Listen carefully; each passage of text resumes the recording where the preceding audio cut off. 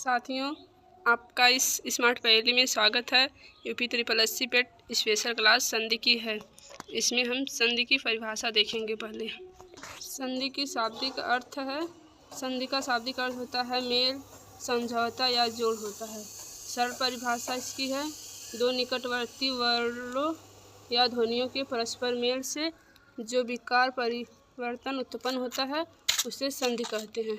संधि के उदाहरण हैं देव प्लस शाला देवालय, जगत प्लस नाथ जगन्नाथ, नि प्लस धन निर्धन। संधि और संधि विच्छेद में अंतर। संधि दो वर्णों को आपस में मिलाकर नया शब्द बनाने की प्रक्रिया है। इसके उदाहरण हैं विद्या प्लस अर्थी विद्यार्थी। संधि विच्छेद संधि युक्त मूल शब्द के वर्णों को अलग अलग करके पुनः मूल रूप से लाना, जैसे परीक्षार्थी का परीक्षा प्लस अर्थी। संधि के मुख्य भेद होते हैं तीन। वर्णों के मेल के आधार पर संधि के मुख्य रूप से तीन भेद होते हैं, स्वर संधि, व्यंजन संधि और विसर्ग संधि। स्वर संधि की परिभाषा है, दो स्वरों के आपस में मिलने से जो विकार होता है उसे स्वर संधि कहते हैं। स्वर प्लस स्वर में जो विकार होता है उसे स्वर कहते हैं। उदाहरण जैसे हिम प्लस आलय हिमालय। हिम में ह्रस्व दीर्घ और दीर्घ अ को मिलाकर आ हो जाता तो इससे स्वर संधि हिमालय कहते हैं। व्यंजन संधि। व्यंजन संधि की परिभाषा, व्यंजन के बाद स्वर या व्यंजन आने पर जो विकार होता है उसे व्यंजन संधि कहते हैं। इसका सूत्र है व्यंजन प्लस स्वर या व्यंजन। उदाहरण सत्य प्लस जन सज्जन होगा। विसर्ग संधि।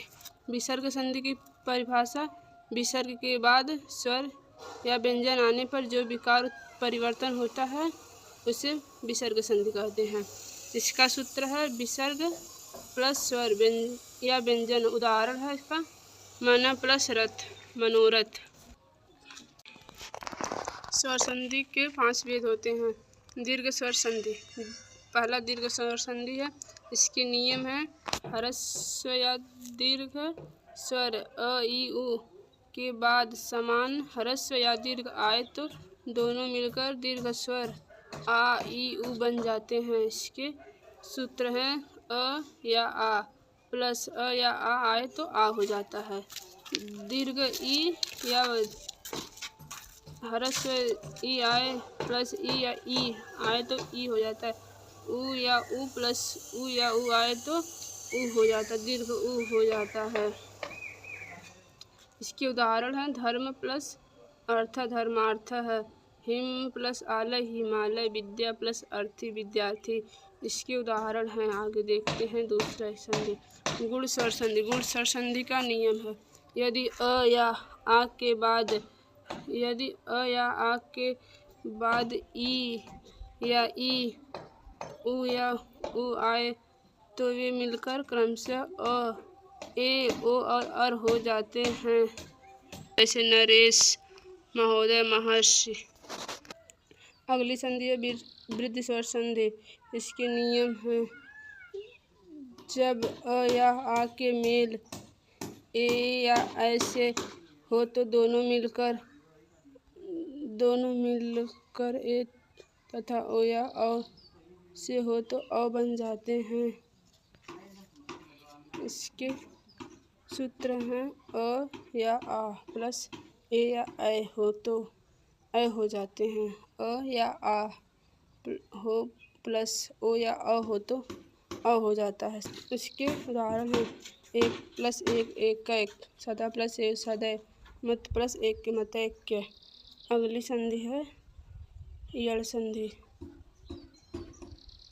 इसके नियम, दीर्घ री के बाद कोई असमान स्वर आए तो अ या व और री का र हो जाता है, री का र हो जाता है। सूत्र है ई या ई प्लस असमान स्वर हो तो यह हो जाता है, उ प्लस उ या उ हो तो असमान स्वर हो तो वह हो जाता है, री के साथ अगर असमान स्वर हो तो र हो जाता है। इसके उदाहरण अति प्लस अधिक अत्यधिक, इति प्लस आदि इत्यादि, अति प्लस उत्तम अति उत्तम। अगली संधि देखेंगे अयादी संधि। अयादी संधि के नियम है, जब ए ऐ ओ औ के बाद कोई अन्य स्वर आए तो ए का ऐ का आय, ओ का औ और औ का आ हो जाता है। इसके सूत्र हैं ए का ऐ का आय, ओ का औ का आ हो जाता है। इसके उदाहरण हैं ने प्लस अन नयन, न प्लस अक नायक, गय प्लस अक गायक, पो प्लस अन पवन। अगली संधि है व्यंजन संधि।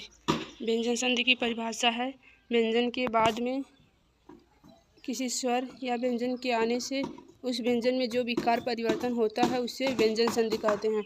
व्यंजन संधि के नियम एवं वर्ण परिवर्तन इस तालिका में है। नियम: वर्ग के प्रथम वर्ण का तीसरे वर्ण में परिवर्तन। वर्ण परिवर्तन की तालिका: क का ख में परिवर्तन, च का ज में परिवर्तन, ट का ड में परिवर्तन, त का द में परिवर्तन और प का ब में परिवर्तन। पहले अक्षर तीसरे वर्ण में, प्रत्येक वर्ग का पहला अक्षर तीसरे वर्ग में परिवर्तन होता है। उदाहरण है इसके दिक् प्लस गज दिग्गज, वागीश का वाक प्लस ईश, अजंत का अच प्लस अंत। इसका अगला नियम है वर्ग के प्रथम वर्ण का पांचवें वर्ण में परिवर्तन। से क का ग में, ट का अड़ में, त का न में परिवर्तन होगा। से वांग का वाक प्लस में, जगन्नाथ का जगत प्लस नाथ, मास में सट प्लस मास। इसका अगला नियम है त संबंधी नियम। इसे द्वितीय व्यंजन भी कहते हैं। इसमें त प्लस छ होगा और इसमें त प्लस ज तज, त प्लस ल तल होगा।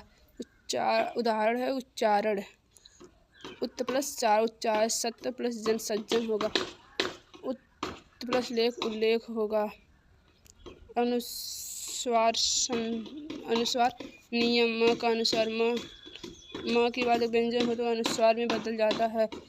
जैसे सम प्लस म, सम प्लस कल्प संकल्प, सम प्लस तोष संतोष। छ संबंधी नियम: छ का नियम है स्वर ह्रस्व स्वर या आ प्लस छ आए तो छ हो जाएगा। जैसे अनु प्लस छेद अनुच्छेद, परि प्लस छेद परिच्छेद। इसके उदाहरण हैं दिक् प्लस गज दिग्गज, क का ग हो गया। वाक प्लस शीश वागीश, क का ग। अच प्लस अंत अजंत, ज का ज। सट प्लस आनंद षडानन, ट का ड।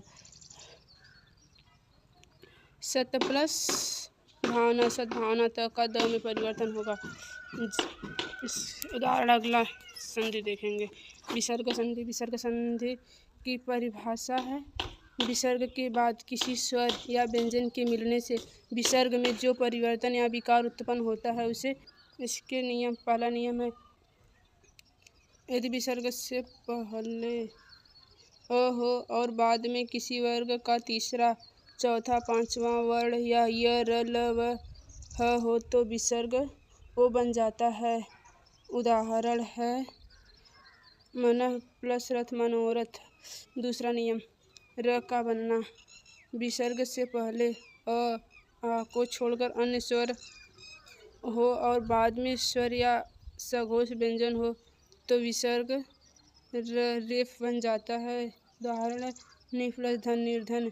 तीसरा नियम: स का बनना: विसर्ग के बाद छ आए तो स, ठ आए तो श तथा थ आए तो स हो जाता है।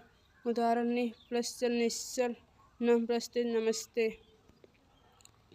इसका ट्रिक है, आगे की संधि देखेंगे।